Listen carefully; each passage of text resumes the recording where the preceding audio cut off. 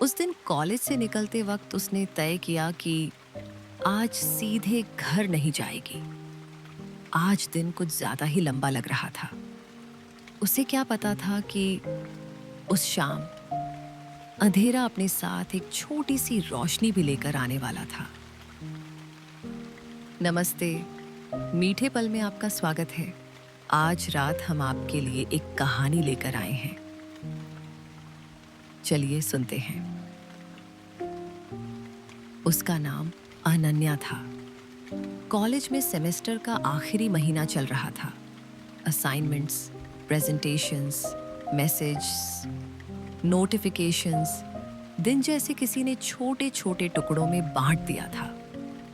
सुबह कब शुरू हुई और शाम कब हो गई उसे खुद भी ठीक से याद नहीं था।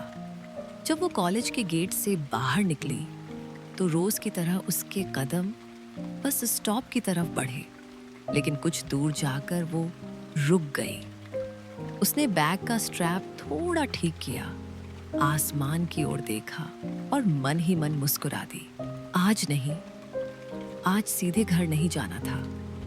उसे याद आया कि शहर से थोड़ा बाहर एक छोटी सी झील थी। बचपन में पापा उसे वहां ले जाया करते थे। वहां करने जैसा कुछ नहीं होता था, बस पानी को देखना, हवा को सुनना और बिना किसी वजह के थोड़ा हल्का महसूस करना। उसने पहली आने वाली बस नहीं पकड़ी, दूसरी भी जाने दी। फिर एक लोकल बस आई जो शहर के आखिरी मोड़ तक जाती थी। इस बार वो चढ़ गई, खिड़की वाली सीट मिल गई। बस धीरे धीरे भीड़ से निकलने लगी। ऊंची इमारतें पीछे छूटती गईं, दुकानों की रोशनियां कम होती गईं, हॉर्न की आवाजें धीमी पड़ने लगी और उनकी जगह पेड़ों की लंबी कतारें दिखाई देने लगी। कुछ देर बाद वो उतर गई। आगे का रास्ता पैदल था। मिट्टी की एक संकरी पगडंडी जिसके दोनों तरफ घास हल्की हवा में झूम रही थी। दूर कहीं गाय की घंटी सुनाई दी, फिर मंदिर की शाम की आरती और उसके बाद बस हवा। जब वो झील तक पहुंची, सूरज डूबने की तैयारी कर रहा था। पानी पर सुनहरी रोशनी ऐसे तैर रही थी जैसे किसी ने पिघला हुआ सोना बिखेर दिया हो।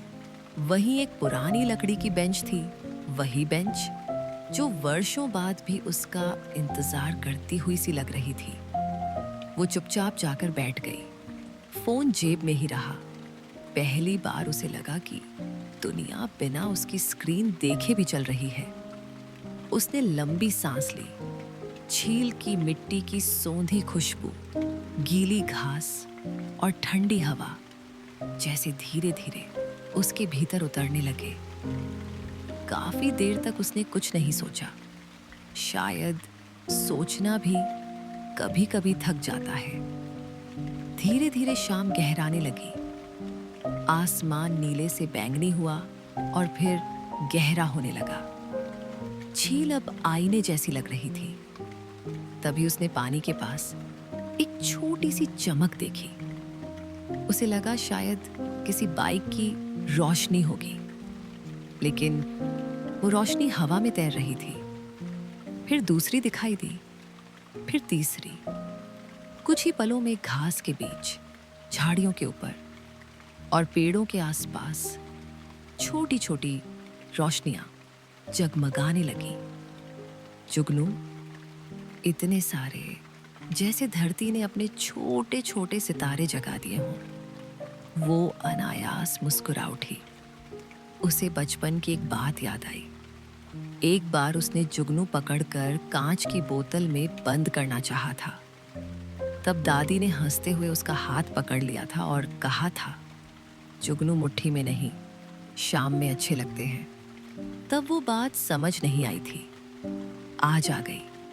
कुछ चीजें सिर्फ इसलिए सुंदर होती हैं क्योंकि उन्हें पकड़ा नहीं जा सकता। उन्हें बस देखा जा सकता है, महसूस किया जा सकता है। हवा चलती रही, जुगनू टिमटिमाते रहे।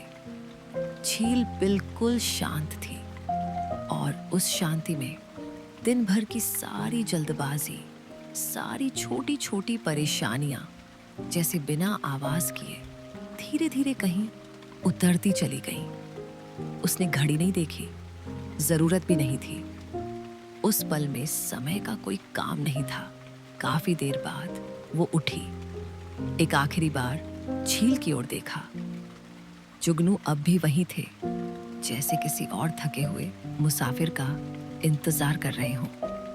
घर लौटते समय रास्ता वही था, बस उसका मन वैसा नहीं रहा। कभी कभी हर सवाल का जवाब ढूंढना जरूरी नहीं होता। कुछ शामें सिर्फ इसलिए मिलती हैं ताकि हमें याद रहे कि अंधेरा हमेशा खाली नहीं होता। कभी कभी उसी में सबसे छोटी, सबसे सुंदर रोशनियां जन्म लेती हैं। इसी सुकून के साथ अपने मन को ढीला छोड़ दीजिए, सांसों को धीमा होने दीजिए और इस शांत झील के किनारे जुगनुओं की उस हल्की सी चमक के साथ धीरे धीरे नींद की ओर बहते जाइए। मीठे पल से आपको ढेर सारा प्यार। कल फिर मिलेंगे एक नई कहानी के साथ।